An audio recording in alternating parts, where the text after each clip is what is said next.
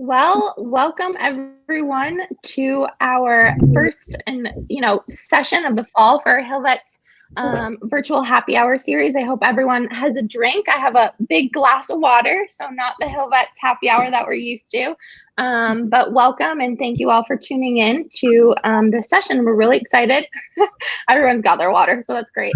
Today we're going to be talking about higher learning for veterans and how graduate school can set you on a path to success, and how our alumni, who our panelists have gathered here today with us to chat about their graduate school experience and to kind of relay advice and just general knowledge of the graduate school process for people and how veterans can get into graduate school and just how they can, go through that process and take their education to the next level.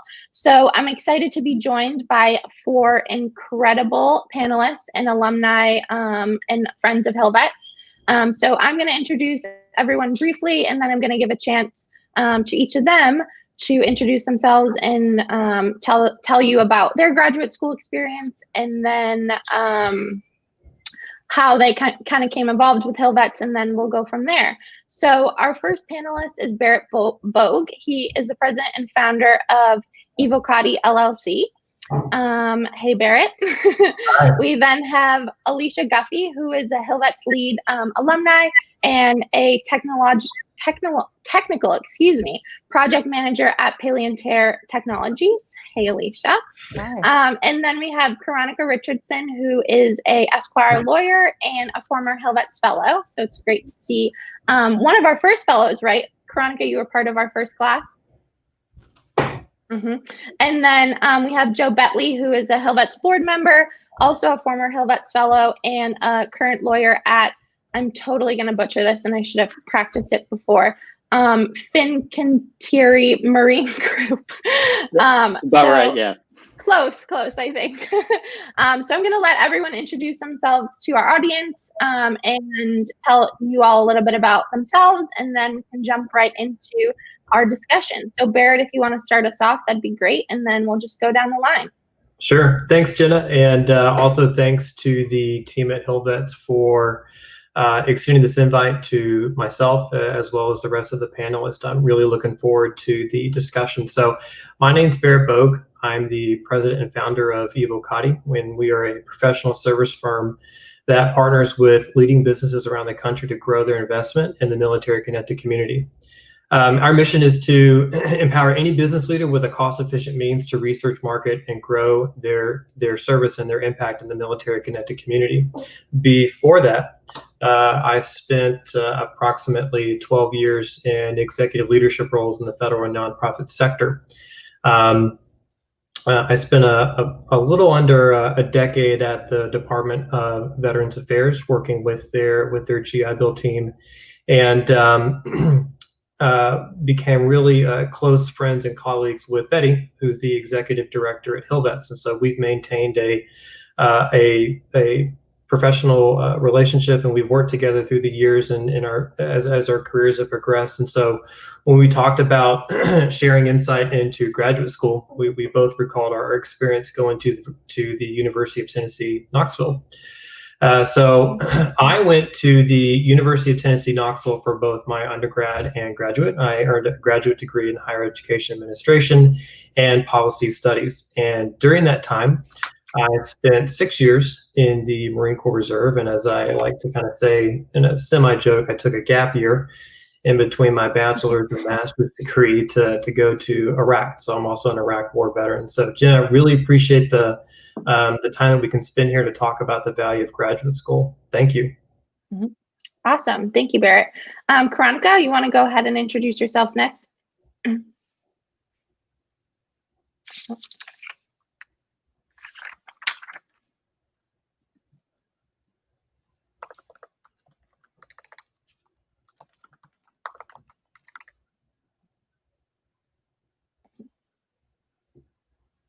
Uh-oh. It looks like. Oh, okay. Okay. So let me come over. No worries. So my name is Karonica Richardson, and I write administrative law for the federal government. And I'm so happy to be on this panel because I transitioned from out of the military. I was on active duty. I spent about 8.5 years in the military, and I transitioned from out of the military straight into law school, like a week in between. So I'm happy because a lot of the information that we will discuss today, I had no idea about some of these things. So as I mentioned, I was in the United States Army. I spent about 8.5 years doing that. And I am connected to HillVets because I was a HillVets Fellow in 2016.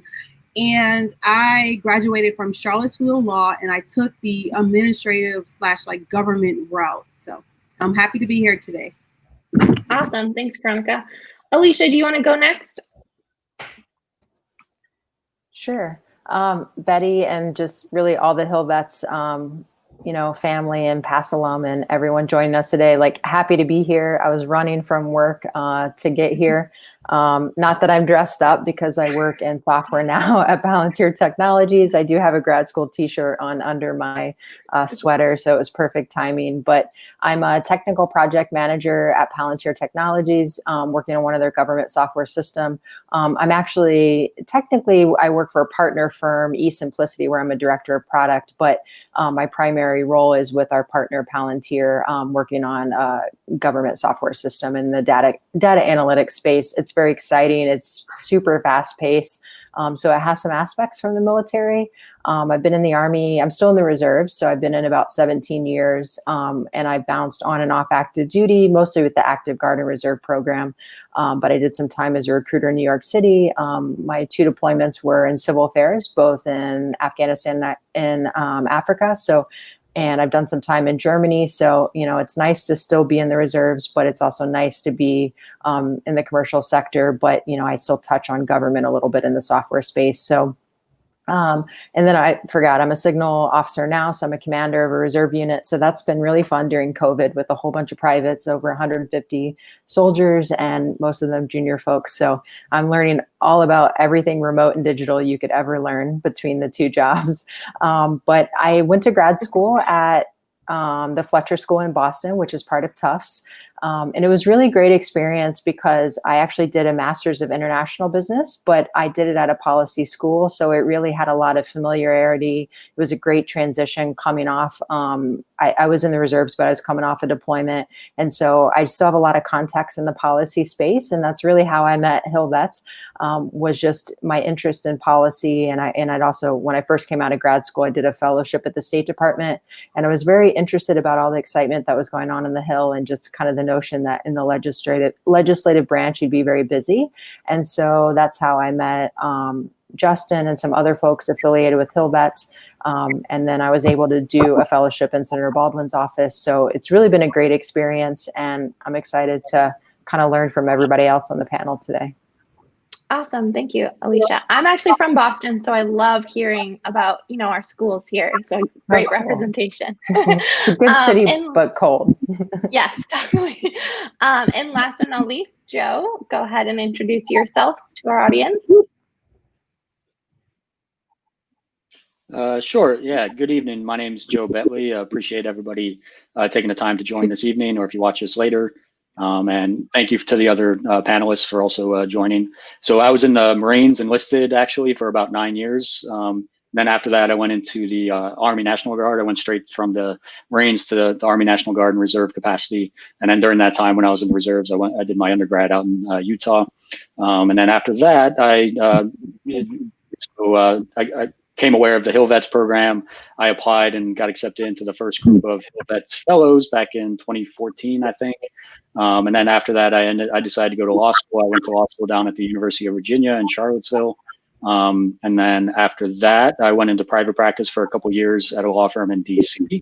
And then during that time, I actually was accepted into the first group of HillVets lead proteges, that group. So that was a very informative and exciting time. And just recently, actually just a couple weeks ago, I transitioned over into a new role. I accepted a job to work as counsel at Fincantieri Marine Group, which they just recently got a contract to build the Navy's next generation frigate. So I thought it was a great opportunity to go over and take on that role and the new challenges with that going forward. So looking forward to discussing, the grad school experience, and how that can help you to progress into different roles, whatever your definition of success is moving forward. So looking forward to it.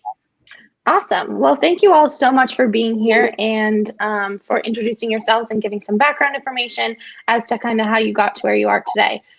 So like I said, the goal of this broadcast is obviously to chat about graduate school experience, to give some advice to our audience. We have a lot of, in the Hillvets community, folks who are really interested in pursuing graduate school, once after they complete their work on the Hill, or, just as a way to learn and really, develop a new skill set, whether that's research or, reading or whatever, and writing and things like that. But also, how can graduate school take you to that next step in your career, and how can it kind of help you progress positively in the way that you hope that your career will go? So I want to start off by kind of asking each of you how you came to the decision to go to graduate school. We have a few lawyers, so obviously you went to law school, and the other two of you went to, a traditional grad school in a sense. So I kind of want to see what made you decide that graduate school was the best move for you in terms of where you were hoping your career would go, and why did you choose to study the academic field that you did, and kind of were you hoping that that would allow for you to make this transition into a new career or a new position, or just kind of what were your goals in terms of making that decision for grad school? So Barrett, we want to start back up with you, if that's cool. Sure. So I knew I wanted to go to grad school while I was still earning my bachelor's degree. And so for those of you watching and you're using the GI Bill, I also had some remaining entitlement with the program that I could use in an additional degree. So my mind was made up pretty early on that I wanted to enroll in a graduate degree program. I really came to value higher education, both in my own personal experience and then in the legacy of my father, who was an educator as well. Higher education is one of the great equalizers in America, and it lifts people out of poverty. It empowers underrepresented people in society, and it's a fantastic gateway to really develop your career. So I had a strong desire to continue working in the higher education industry, and so I think when I was a junior at the University of Tennessee, I applied for graduate school at the same institution and was accepted, and then of course wasn't able to start until I got back. So that's why I chose that's why I chose higher ed, administration, and policy studies, and the impact that had. Jenna, I know we're going to talk about it later on. I'm excited to do that, but it was incredibly impactful. And really set me on a path to where I find myself today as an entrepreneur, and we'll talk about that in a moment. So if you're on the fence about applying to graduate school or seeking a graduate degree, I mean, if you're a gamer like I am, just think of graduate school as leveling up your character, right? That's what you're doing. You're leveling up your skill set. And we'll talk more about like what that looks like here in a little bit, but that's the best summation I can give you on recommending graduate school. Awesome. Thank you for that. Love the analogy. I'm sure people can relate to that. Karanka, what about you? Can you talk about what your initial thoughts were into pursuing law school, for you? Because you said you made that transition right out of the Army. So I'm wondering what your mindset was in terms of why. Yeah, sure. So I wish I had a story like, I wanted to be a lawyer since I was the age of 3 or 5 or something, but I don't have a story. However, I knew that I joined the military. I actually joined the military when I was 17. I saw this National Guard commercial on TV, and I was like, oh my goodness, I want to help people like that. I want to be able to provide help during a natural disaster. So I did like the National Guard for 4 years. Unfortunately, well, maybe fortunately, there was no natural disaster. So I was like, I got to get more of this. So I enrolled into the ROTC program and got commissioned and then went on active duty. And that's when I was able to, I guess help in a different perspective. But I still had that burning desire of wanting to help people. And I knew that my undergraduate degree, I wouldn't be able to help people in the capacity that I wanted to help. So I knew that I had to get another degree. And I thought that a law school degree would set me up to be able to help as many people that I want to help. And the reason why I chose to study law is because I felt that with a law degree, it's one of the most fortunate degrees that I thought that I could get, because I would be able to change the lives of people for better. So that's why I chose to get the law degree and decide to go to law school a little bit later. I mean, I was still pretty young, in my early 20s at the time, but not most people know from the time they, graduate before they even go to undergrad what their route is. And I can't say that I had intentions of going to get a higher education, but I knew I had to figure out what I wanted to do and, take a assessment of like, what do you like to do? Like, don't waste money, figure out what you like to do. And I'm just a people's person. So I always wanted to help. And that's why I chose that path. Awesome. Well, thank you for that. Alicia, how about you? It's always awesome to hear about, everyone's differing experiences. So I'm curious as to how you made your decision to take the next step. Yeah, I will say that I might sometimes today be a little envious of the folks that did get a law degree, because I'm finding as I get further along out of grad school, the benefit of having a law degree, whether you want to work in policy or business. And ironically, I got my master's at the Fletcher School, which their primary degree is called Masters of International Relations, or no, Masters of Law and Diplomacy, but it's actually an international relations degree. But then I did their smaller, newer program that's a Masters of International Business. So the core curriculum is trying to replicate what you get in an MBA, but it's at a policy school. It was the only school that I applied to that had a business focus. Broadly, I applied just for getting something in the IR space. And I think for me, a large part of it was just like, how do you make this transition from what you're doing in the military to getting a civilian job and having people kind of see your skill sets and assets, and that you kind of naturally fit in. And I'm also naturally just kind of eager to learn. And then on top of that, having the GI Bill is a really good financial transition. And sort of, if you're struggling to find a job or you need a plan, applying to grad school can be a great transition program. Additionally, it provided a lot of stability, right? Like there's a timeline you can apply. You have instant build-in friends, you have a routine, all those things that I think are naturally kind of hard coming out of the military. If you set yourself up, whether it's for getting your bachelor's or grad school or finishing an existing degree, when you come off active duty or out of the reserves, like it can really provide you kind of that transitional stability and just re-engage you with a local community, especially if you're not going back to your home community, which I wasn't. I'm from Indiana, but I knew I wasn't going to go back, and I was trying to make it maybe to DC or California or Boston.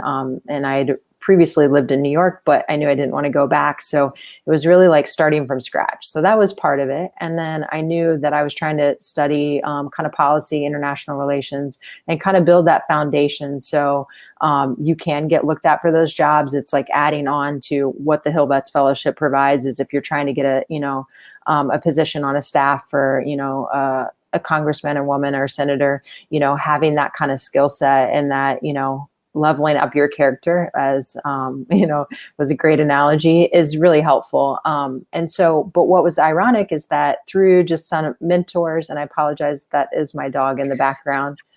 It's like the one time he decides to stand on the couch, which he's not supposed to do. But okay, what was I totally lost my train of thought. But I had an individual that I put in the military when I was a recruiter went to the grad school I went to that I was interested in. And he kind of really talked me into the business program. And it was like a way for me to kind of test out, do I want to go this way? Do I want to do policy, which I was coming from civil affairs in the Army. And I'd done a lot of coordination with the State Department and U.S. Agency for International Development and host nation governments. So it was like kind of figuring out what I wanted to do. And I think it probably took me those 2 years and plenty of time after to figure it out. And I think it's kind of evolving. Like I like entrepreneurial kind of endeavors in general. And so, it's kind of an evolving process, right? And grad school is just like one peg, kind of in the process. But the best part is if you have, the money and opportunity facilitated by the GI Bill, you really just have a huge opportunity that your peers that haven't served don't have. And I just couldn't see that it was I just basically didn't want to waste that opportunity. Mm-hmm. Awesome. Thank you. And Joe, we'll pass it off to you to tell us about your experience with choosing your law degree.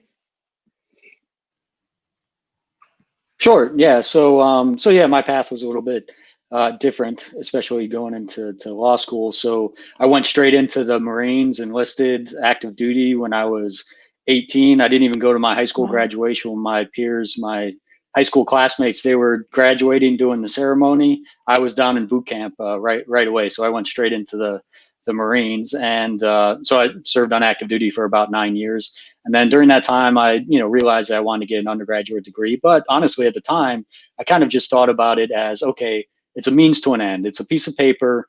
I'm just kind of doing it just just so I can have that on my resume, so I can apply for the type of jobs that I was interested in, at least at the time. And a lot of the jobs I was considering at the time, I mean, there was just a basic bare minimum prerequisite of having an undergrad degree. So I just saw it as a means to an end, just what I need to do to be able to get into those roles. So I was still in the Army. Well, I got out of the Marines, went straight into the Army National Guard. And I wanted to kind of have a softer transition straight from, being 18, 9 years on active duty, and then just kind of being completely cut loose. So I figured the Marines was the National Guard reserve capacity was kind of a nice transition, maintain some health insurance, that type of thing for personal reasons. And, also a great opportunity to do some additional training, which was one of the other reasons I got out of the Marines and went to the Army. There's a lot more opportunities for different types of interesting training that are available in the Marines, but they're just not as easy to get. But anyway, so while I was in undergrad still, I was kind of, especially starting out, I was taking a heavy class load. I was fortunate enough that I didn't have to work full time. I was in the reserves for the most of the time I was into my undergrad. And, I just honestly started to like it. I liked the whole process. Nobody in my immediate family at the time had gone to college even, let alone going on to a graduate degree. My parents didn't go to college or anything like that. So it was kind of like an alien environment that I didn't kind of personally grow up in. But again, I liked the educational process. I came to enjoy it. I was doing well in classes. It was interesting. And then honestly, I was still in the last semester of my undergrad. And I remember I was taking, I think it was the class was Introduction to Law and Politics, and the professor was a lawyer. I don't think he was practicing it, but he definitely had a law degree. And he, the first day of class, he asked everybody in the class, so how many? My undergrad was political science, and a lot of the people in that class were political science majors. And so the professor asked everybody, how many people are planning to go to law school? And I think more than half the class raised their hand. And I was my last semester, I just kind of sat there with my hands down laughing. I'm like, nah, that's never going to be me. But just not too long after that, I was like, just kind of woke up one day and I was like, hey, I have some GI Bill time left over. I mean, why not law school? And I started thinking about it.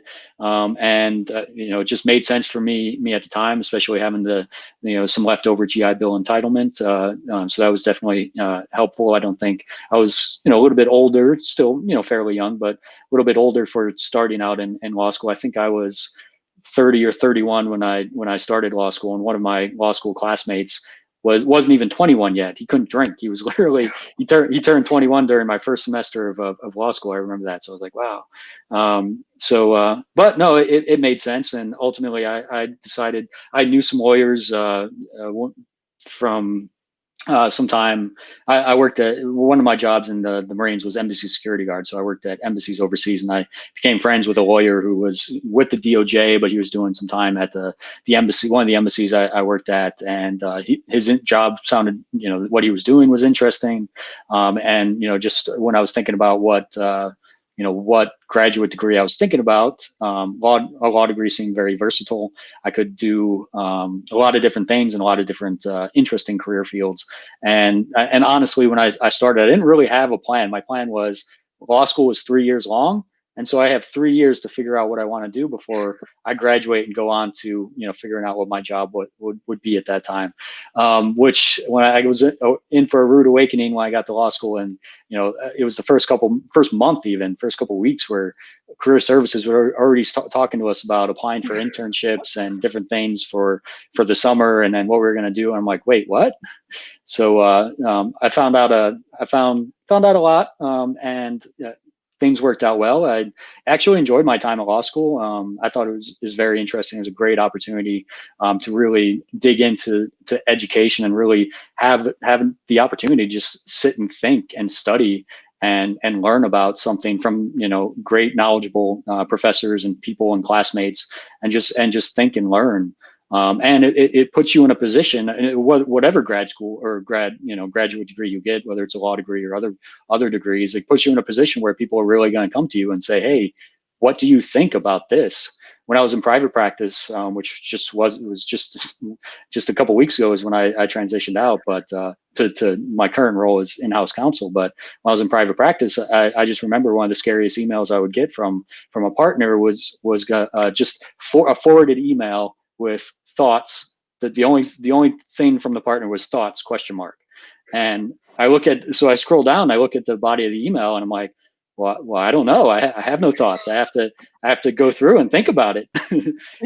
But a graduate degree, it really puts you in a position where you can go into a variety of different career fields, and people are really going to come to you and just honestly say, hey, what do you think about this? And to be paid to be in a position where you're paid for your thoughts, to what your opinion is on these matters, and to write and produce a work product. I think it's a powerful thing, and the opportunity to do that, and to do pro bono work at the same time, and my opportunity to do pro bono work. I've done pro bono criminal defense, and I actually, one of the great things was I when I was still in law school, in fact, I was doing a pro bono criminal appeal, and I wrote the appeal, and the guy got his felony conviction overturned. And so to have that type of impact on somebody's life, it's something powerful. So there's a lot of great opportunities, and so. Awesome. Great. Well, thank you all for sharing, how you came to this decision to tackle graduate school. And you all brought up some commonalities that I definitely want to, pick out a bit more. And the first one is, the skill set. And I kind of want to ask each of you, what types of skills were you able to develop throughout your graduate, career in graduate school, and how were you then able to take those skills that you were able to hone in and improve and develop while you were in school, and take those into the professional field in the career that you're in? And, how was that transition? What types of skills and things were you able to improve upon and learn that really helped you in your career progression and take you down the path that you were leaning to go towards? So I guess we'll bring it back to Barrett again. Sure. That's a great question, Jenna. And Joe brought up a good point, that for many of us, the data show that approximately 65% of post 9/11 GI Bill students are first generation college students. And so we don't know what we don't know in terms of enrolling in an undergraduate degree, and it's even more so when it comes to graduate school. So really grateful for the opportunity just to provide a little more insight into what that is like. In terms of skill set,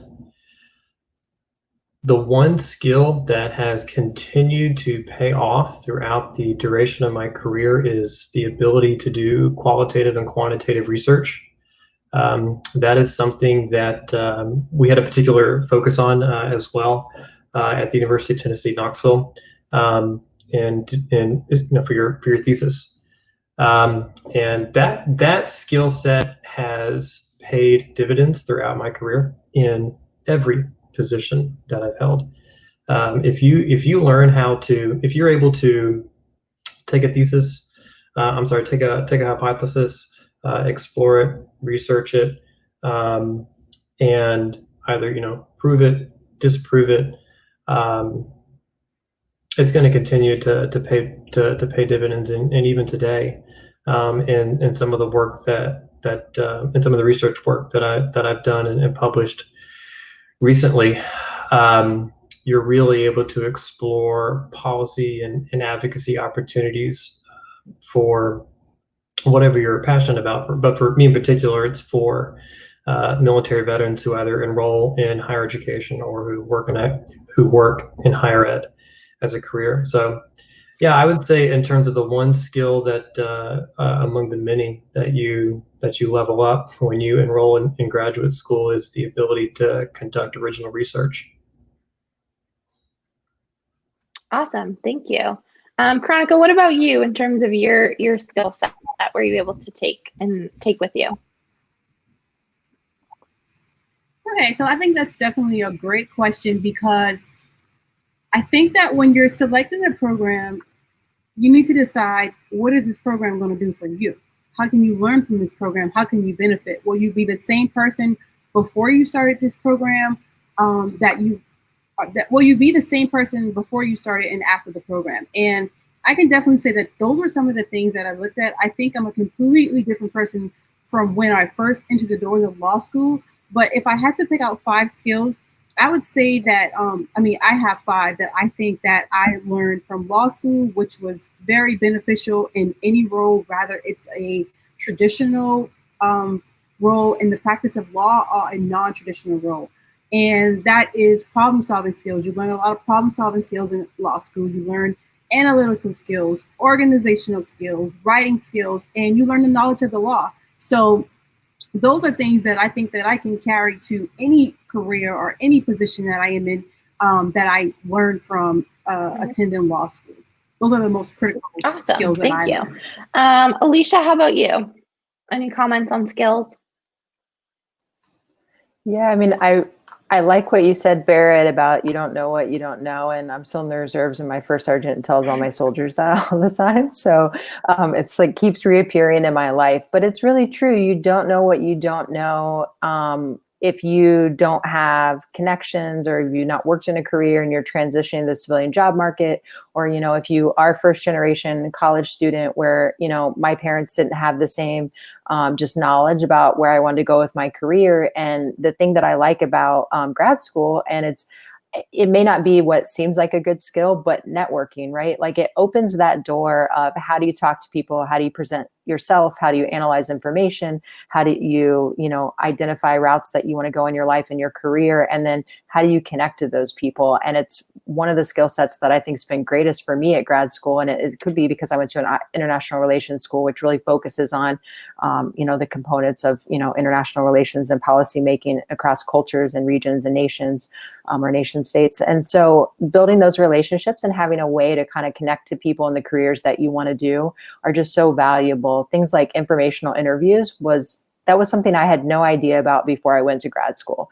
But now it's just like a natural thing. And I see myself, helping my friends do that. I see myself helping with some of my soldiers in the reserves. Like, how do you, network and meet people?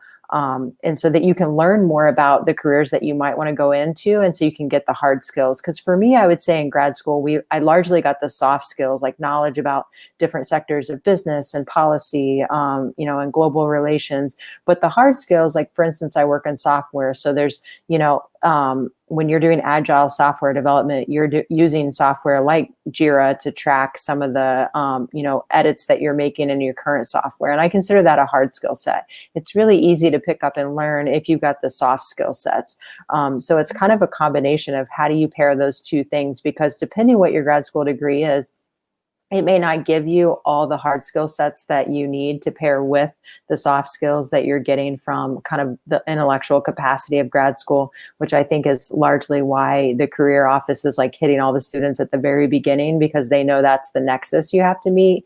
And so that's the one advice I'd give folks is like, just get yourself out there as soon as you can, even if it's doing an internship, even if you do, I did a graduate certificate program before I did my full graduate degree. And that began my entire process of kind of learning how to network, which I really learned more in my full degree. But I also did a GI Bill work study program. And that just like all those relationships that you meet along the way are so valuable, because your civilian, civilian counterpart, coworkers and friends, and, those that have, not been in the military, they building a lot of those relationships. So coming out of the military, how do you build those relationships in the civilian community? They're going to help you kind of build your career and your kind of network in the professional world. So I think it's, all about networking would be my number one, kind of focus or takeaway. That's awesome. I'm always, I work directly with our fellows, and I'm always telling them networking, especially in DC. That is like a key in terms of like navigating a career. So that is a great point to bring up. Thank you. And last, Joe, would you like to comment on some skills you were able to gain through your law school experience? Yeah, sure. I mean, I definitely echo the research point. I think that's a big part of grad school. I mean, obviously, I have a law degree, and so I don't have any other graduate degrees, but definitely in law school, research is a big part of what you do. And part of what I was saying, where people are going to come to you and legitimately ask for your thoughts. It comes with the research. I mean, when I would get an email coming in with some kind of question, I wouldn't have the answer, but I would have to go out and do the research through various different methods, online research, the legal research process, and come to a opinion. I guess that's why they call everything it's called a legal opinion. There's no legal truths, but with that research. And then writing too. Writing is the other kind of corollary to the research. You can do all the research and you can come to a conclusion that you think is the right answer or the most appropriate answer given the circumstances. But it can all make sense in your head. But if you can't translate that into a coherent, concise explanation for that can convey that to somebody else, to other people, then it's kind of wasted if it doesn't get out to the world, out to the people who need it or are asking for it. So definitely research and writing, and judgment is a big part of that as well. So when people are coming to you for your thoughts, they're coming to you because they know that you have the research background, you have the writing background, and based on your experience, which continually develops. But then it's judgment, where you come to, maybe there's not a conclusive answer, but based on the circumstances and what I've seen before, this is what I think. And so it comes down to something, I would call it confident humility. Somebody said, you don't know what you don't know, and that's exactly right.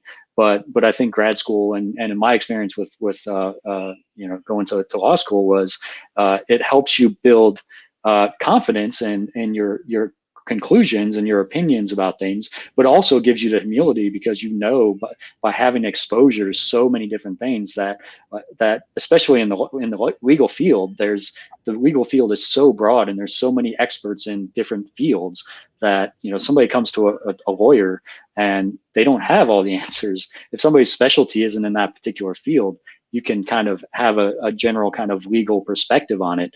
But it helps you, whatever field you go into in grad school. I think it helps you know or recognize that, yes, I'm not an expert on that, but I do know, based on my experience, this.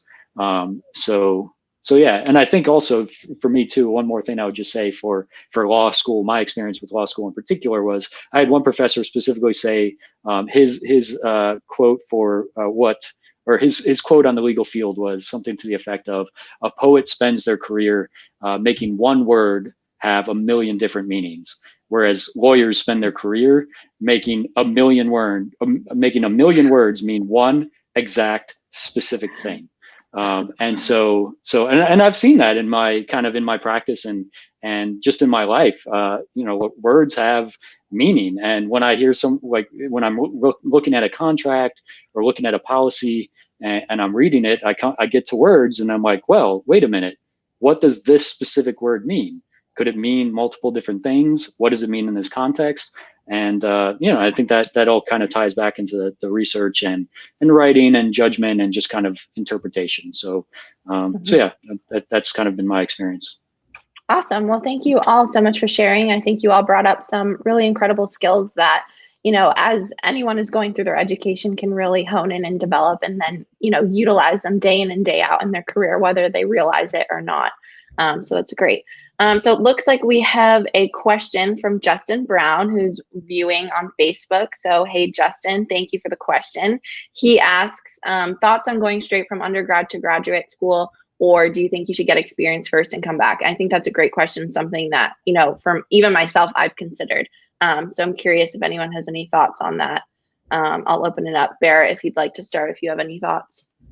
Yeah, I do want to touch back on the last question and just reiterate to everyone watching is hard and soft skills, right? I like to put those in a bucket called transferable skills. And more than anything, graduate school is going to provide an opportunity to grow and improve your transferable skill set that you're going to take wherever you work next and throughout the duration of your career. It's a good question. The best way I can answer that is I went straight from undergrad into graduate school, with the exception of going overseas to Iraq. And yeah, as I look back on that decision, I don't regret it. I think it was a really good decision. Most importantly, because of what it meant to my career. Because when I came back from Iraq in 2004, I found a campus that was completely open and accommodating to my experience, but entirely unprepared to serve my needs as a transitioning veteran. And so that was really the moment that my passion for supporting the military-connected community was sparked. And that's really where my research started focusing on. So that's taken me throughout my journey for more than 12 years. So I also recognize that many of you watching, you're wrestling with this decision, and you're probably married or have children, and so the idea of enrolling in graduate school right after you just finish your bachelor's degree could be a little bit intimidating. So what I would say is, even if you do choose to enroll in graduate school after undergrad, you can still gain professional experience while you're pursuing your degree. And we've mentioned some of those opportunities earlier. You can do an internship, you can work part-time. The GI Bill did not pay for all of my degree program, so I actually worked as a graduate assistant on campus. So there are other ways to gain that professional experience while you attend graduate school, so you don't feel like you're missing out. So again, if it's available to you financially and you can do it, and as well as support your family, I'd recommend it. Awesome. Great. Karonika, how about you? Do you have any insight into this question? Yeah, I think it depends. I think it depends on the situation that that student may be in, because now things are not like as traditional as they used to be, where someone left high school and went straight to undergrad. So sometimes people take a year gap or even longer. It depends on the situation. It's like he said, someone can have a family, and that may not be ideal for them to go directly to graduate school. So I think that you can still be successful doing either or. And I think that you should probably take a break if you're not sure what you want to go to grad school for. I wouldn't recommend going to grad school just because you want to fill a gap or you want something to do with your time. You know, make sure that you have an intent and purpose, like a reason why you want to go. So I still think that my answer is it depends on the situation that that person may be experiencing at the time. But, you know, I don't think one is better than the other. But however, on the other hand, I'll be fair, when you look at job descriptions, they want you to have a degree plus 15 years of experience. So it's like, you know, what do you do? So I definitely still think that it depends though.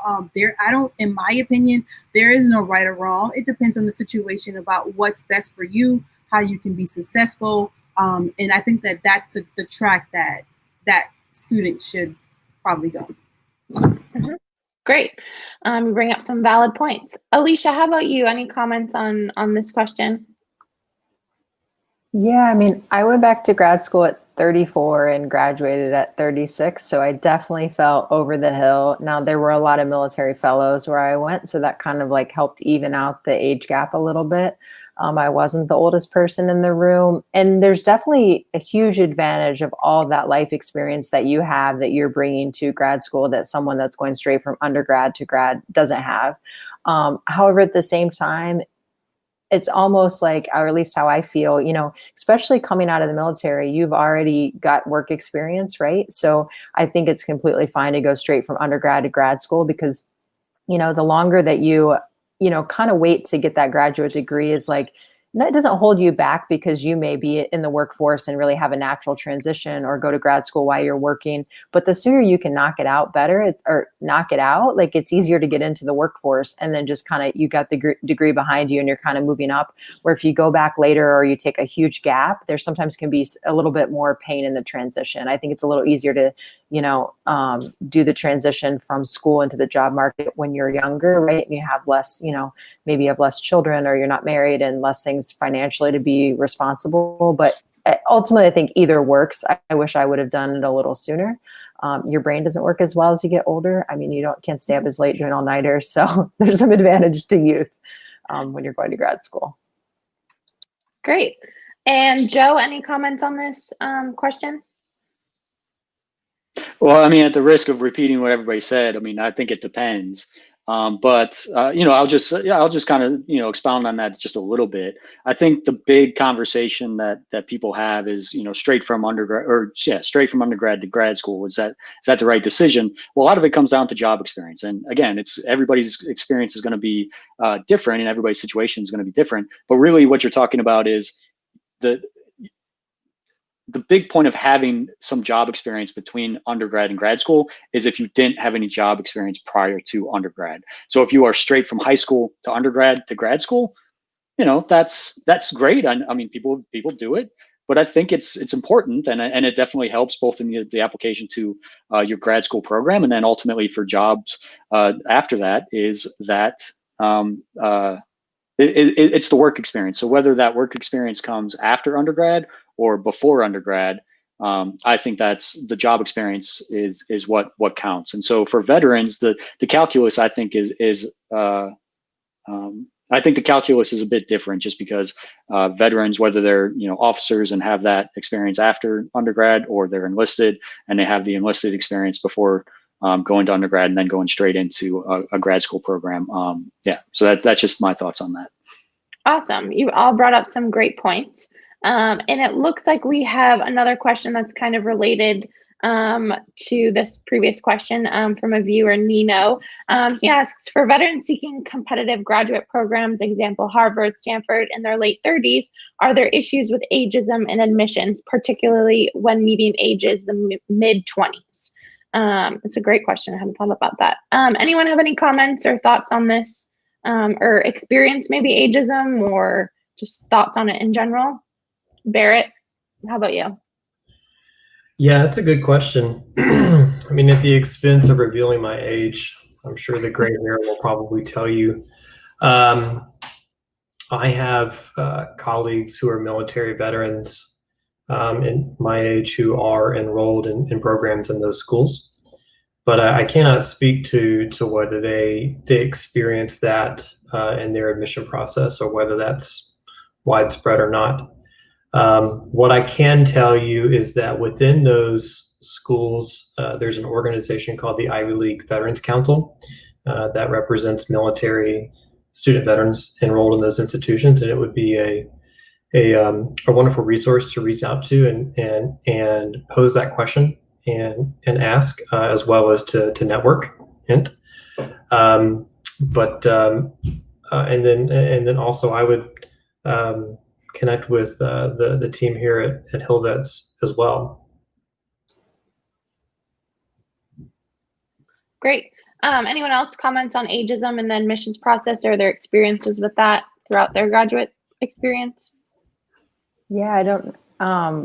I could just say, well, I mean, at the Fletcher School at Tufts, I don't think there was ageism just based on the students there. But you know, when you look at some of the stats, and at our school, we were able to cross-register at Harvard. And so you could see the difference in the age, and a lot of the stats do show, especially in MBA programs, the age of the students that are accepted. I wouldn't say that I know the answer whether that's actually happening or not, but there's I think you can do research on which schools might not fall into that category, whether it's Ivy League or, state schools that you're looking at, or other private schools. And then to make a plug on another NGO, Service to School, at least I believe it's Service to School, but they help a lot of students get into the Ivy League schools. So I think a lot of it is about like, how does your, application stand out? And I would say that I actually think my age and experience is what helped me get into the caliber of grad school that I did, versus, being younger and having less experience. So it really kind of depends on what program you're looking to go into as well.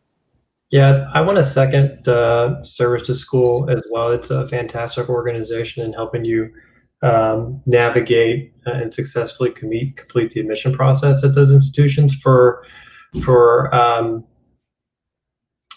my colleagues and the people that I talk to at those institutions, their frustrations don't center around the admissions process.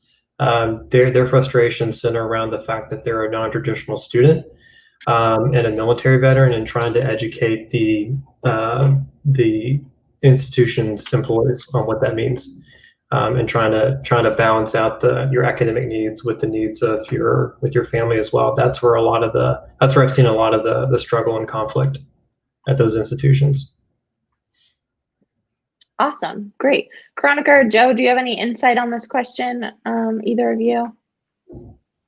Nah, I don't want to be competitive. I think they covered most of what I was thinking as well. Great. And I went in my mid-20s, so no personal. Awesome. Yeah, Okay. I would just add that I've never seen personally any kind of ageism, and I've never heard about it personally from people. And honestly, I don't know. I'm not as familiar with the application admissions process to other grad programs, but in the law school context, like the law schools, their rank to a large degree is based on the incoming class and the incoming class metrics, their GPA, their LSAT scores. And maybe there's been some change in that process since I started, but so because a law school's rank is determined by the metrics of the incoming class, law schools are, cognizant of that, and they're aware of that, and they, want students who have high GPAs and have high LSAT scores so they can increase their ranking or maintain their ranking. But a law school isn't ranked based on the age of its students. So so that's my thoughts. And it's just to lead to the conclusion where I don't think there's really ageism. I think the other panelists have said the experience is something that's going to be welcomed in the classroom. And I think admissions are looking for experience too in the classroom to just kind of help build a diverse student body. So that was my thoughts.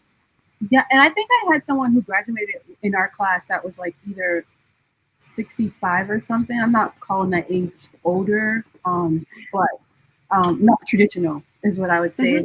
Anyone that's 65 that's watching, I'm not calling you old. But yeah, so I think anything is possible. Awesome. Great. Well, thank you all. That was a great question. So thank you, Nino, from the audience for asking our panelists. I want to direct this next question specifically to Karonika and Joe, just because you are the lawyers, you went to law school. So I want to, and I know this is kind of a question that Betty and I talk about because she also went to law school, but she's not a lawyer. So I want to, which is fine, but I want to ask you both kind of, and I think this is something that a lot of people think about when they think about law schools. Oh, I want to go to law school, but I don't necessarily want to be a practicing lawyer. So I wanted to ask you both if you go to law school and you find that maybe law isn't for you, how are there other ways that you can utilize your law degree if it's not, your traditional lawyer in the sense of, practicing in a courtroom or writing law? Are there any other alternatives that you can utilize your law degree, and maybe, how could veterans take advantage of those opportunities?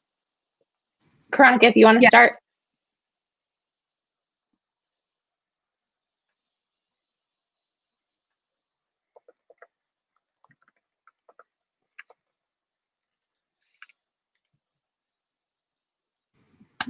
All right? So absolutely, I think that the practice of law, a law degree will definitely open up so many paths. It's so many different opportunities that you can utilize besides the traditional practice of law. And as I mentioned earlier, in law school, you learn about problem solving, analytical skills, organizational skills, writing skills, learning the law. And I think that those are just so many different skill sets that you can use in any career or any organization that you can be successful in and succeed. And I think that there are definitely other ways that you can be successful without doing the traditional route. And that's absolutely fine because you pick up so many skills along the way that you can do or, be successful in any career. So that's my take. So the answer to your question is yes, you definitely can be successful and do so many things besides the traditional practice of law. Awesome. Thank you. And Joe, what about you? Any thoughts on that? I completely agree. I'm practicing. I went into private practice right after law school, and I'm in-house counsel, so I'm still practicing. I don't really do trial work except outside of the pro bono context. That's just not the type of work I've been doing. But a good friend of mine who he was a prosecutor for a while, and then he worked with the DOJ for a while, and then but now he's working in policy at the Department of State.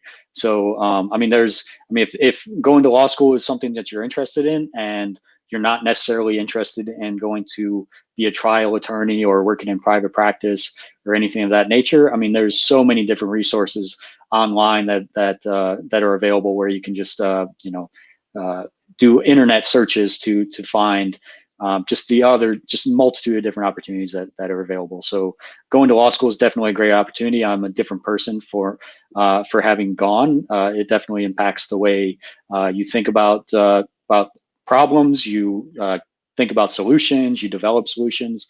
It's all about problem solving, looking at the root of the issue. Issue spotting, all kinds of things. So yeah, certainly. There's just so many different things you can do with a law degree and any kind of graduate program as well. If you go and get an MBA, for example, it doesn't mean you have to go into some type of like a C-suite position or some type of investment bank or something like that. There's all kinds of opportunities that you can use with any type of graduate degree, including a law degree. Great. Awesome. Well, thank you for the both of you sharing your insight. So I want to ask, touch upon one thing that you all kind of talked about throughout your points that you made, which was your access to GI Bill. And so I want to kind of pose the question of how can veterans, who are watching, utilize the available resources that are available and benefits to them, and maybe how are you able to utilize them, and kind of what advice in terms of taking advantage of these benefits can you point them in? And Barrett, I'll let you start because I know your specific background with the Department of VA and the GI Bill oversight program. You have an ample amount of experience to talk on this, so I'll let you start, and then we'll see what anyone else has to say about it as well. Sure. Yeah, absolutely. It's a great question, and it's also a very common one because school is expensive. So what I generally see is student veterans trying to price out the undergraduate and graduate degree within all of their GI Bill entitlement. So you can earn anywhere from 36 to 48 months of GI Bill entitlement, but there's also VA's VR&E program as well. So what I would do is just think through carefully about what that means for you and as part of financing your degree. So what I did is my entitlement ran out after the first year in my graduate degree, and the last year I financed through student loans. That wasn't a surprise. That was something that I knew that I was going to have to do because I put a lot of thought and planning into paying for school. And so I did forego some internship opportunities in the summer so that I could really work on campus and receive a discounted tuition fee rate. So that was also part of my plan as well.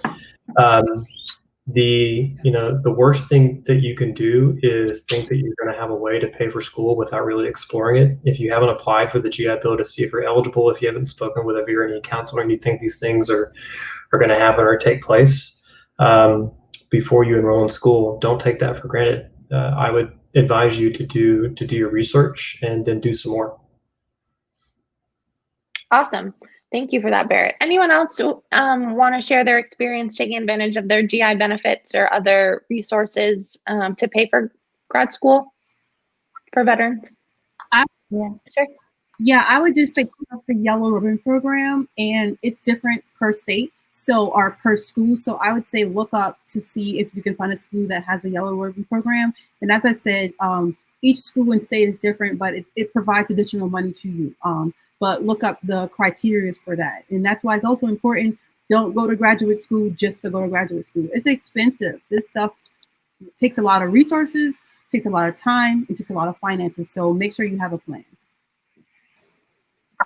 And I'd just add research, because it's all online, knowledge is power. And you have to be your own best advocate, because depending what school you go to, the resources and their support's going to vary. Some private schools may not be as supportive and have, the support on campus, but I was fortunate that I helped shepherd a lot of things through at Tufts and the Fletcher School. And then additionally, I'll say for those in the reserves still that want to use tuition assistance, that's another pot of money. But again, that takes a lot of research and pre-planning, because depending whether you go to a state school, private school, what service you're in, how you have to complete all that paperwork. And sometimes, from the Army Reserve process is not always, advantageous and doesn't work well with the private school process and how they register for classes versus state schools. But if you know your information, then you can be your own best advocate. And it's all online. You just have to put in the time and energy to go find it, and know that, it's up to you to be the one to really make sure that you have all the right knowledge for yourself. And I would just add one thing that, especially if you're thinking about going to grad school, and especially coming from being enlisted where you using your GI Bill for both undergrad and grad school, be strategic about it. Okay. So, I mean, if grad school is something that you ultimately want to do, you want to do, well, realize that grad school is almost without exception, more expensive than undergrad. So with the GI Bill, it's a time coverage, right? So if you have, X amount of months left, maybe it makes sense to pay for a semester or two of undergrad out of pocket and not use your GI Bill time for that, and use your GI Bill time to cover your grad school time, which is oftentimes significantly more expensive. So again, it's a risk. It's going to be, if ultimately you pay for a semester or two out of pocket for undergrad and then ultimately decide not to go to grad school. But again, it's something to think about, and it's something for each, it depends on everybody's individual circumstances, but be strategic about it. It's a huge benefit. I wouldn't have gotten my undergrad, let alone my law degree, without the GI Bill. So I'm very thankful that it was, a benefit that I was able to take advantage of, and that veterans have earned. And so again, be strategic about it, and just think, what works for your circumstances. Can I That's just? awesome. Oh, I just wanted to piggyback on what Joe said. Is just, in addition to the great information that VA provides, it's a lot and it can be confusing. So there are organizations out there who can help you kind of navigate that landscape and deciding where to go to school.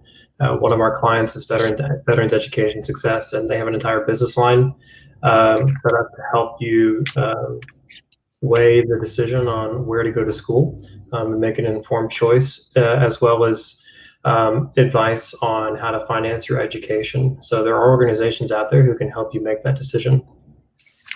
Awesome. Thank you all for sharing those awesome resources. As we wrap up, I want to give each of you kind of a chance to give some parting advice, anything you didn't have a chance to mention to our audience that you'd like to. Now is the time. So just, advice you'd give anyone who's considering graduate school, any parting words that you'd like to share, now is your chance. So Barrett, if you'd like to start us off, and then we'll wrap up. Yeah. So if you're watching this and you are a enlisted Marine grunt or infantryman or woman, like I was in the Marine Corps, I can tell you with absolute certainty and confidence that you have what it takes to complete a graduate degree. And I would encourage you to strongly consider enrolling in a graduate program because I know you can do it. Thanks, Jenna. Oh, I think you're muted. Karamika, how about you? Any last words? You get muted before you, the person who's always on mute. But sure, yeah, I wanted to say that that if you're particularly, in particular, if you're thinking about law school, the preparation for law school starts as soon as you think that you're going to actually go. And that means that you have to get good grades. Even before you get your LSAT scores back, you need to have your full packet like almost finalized. Get your personal statements done, your resumes, have somebody look at your personal statements and your resume so that you can get feedback on that. It takes a lot, and you need to have things completed. So that's what I would say. If you're in particularly if you're planning on going to law school, preparation starts as soon as it's a thought in your mind. Thank you. And Alicia, last parting words? Yeah, I mean, overall, this has been great. And one thing that I forgot just to mention is like just building those relationships for folks that you may look on to be your recommendation when you apply into grad school. So who are going to provide those letters, and they don't have to, it could be from be someone very high ranking in the military, but it also needs to be from anyone, wherever, what sector, what role in your life, but that you have a very good relationship with, and they can write a really detailed recommendation, and then helping prepare those for them and taking some of that lift off of them and like preparing those in advance. Cause I think that plays a big part along with your personal statements and grades when you go to apply for school. But overall, this has been great. So I'm really glad that I got this opportunity to join everybody tonight. Awesome. Thank you. And Joe, last words? Sure. I would just like to add that, just echo the point that as a veteran, especially a Marine veteran, enlisted veteran, or wherever you're coming from, don't discredit yourself. Your experience in the military definitely puts you in a position where the perception of stress is a little bit different than what your colleagues who went straight from high school to undergrad and then potentially onto a grad school experience. So if you're thinking about going to, whether it be undergrad or you're thinking about going into a grad program, a law program, whatever it may be, don't think that, oh, it's too hard, I won't be able to do it. You definitely can. And there's so many people online that write about how difficult law school is, that it's awful and it's just too much work and everything. But I went there, I enjoyed myself. I mean, obviously it's a lot of work, but being enlisted in the military, being an officer in the military is a lot of work, and nobody goes to law school, nobody goes to grad school thinking that it's going to be, you're just going to be partying all the time and enjoying yourselves. You should be. The whole point of it is that you go, you put in the work, and you learn something. And so sure, law school was a lot of work, but the Marines was a lot of work too. And so when people were stressed out about grades or a test or an exam or whatever it may be, a cold call or whatever the equivalent is in the grad school environment, it's definitely not as stressful. At least individual perspectives, everybody's different, but when you have the kind of experience of being in stressful environments, and then being in a classroom and answering questions, and then being at home and studying for an exam, it's a different type of stress, and it's a different kind of work, and so people can get stressed out, but you can do it if that's what you're interested in. And yeah, don't discredit yourself, don't think it's too hard. You can do it. Awesome. Well, thank you all so much, not only for your participation in tonight's panel, but for your words of advice and encouragement to our audience out there. I also want to encourage those watching to, if you have questions or concerns about grad school, don't hesitate to reach out to HillVets as an organization. Our community is really filled with a plethora of people who are affiliated with grad schools and all different programs all over our network. So I would encourage anyone to reach out if you have concerns or questions in that regard. And also to encourage our audience just to stay tuned for more HillVets content that we have coming up. We have, CapCon, as you can see in the ribbon below, is coming up on September 29th. So stay tuned for some more information about that. And thank you all for tuning in. But also, I can't express my gratitude to our panelists for taking the time to speak with us today and relay your advice and experiences to the audience and Hillvet's community. So thank you all. And I hope everyone is staying safe out there, and soon we'll be able to gather in person to regular happy hour. So thank you all, and we hope you all have a good night.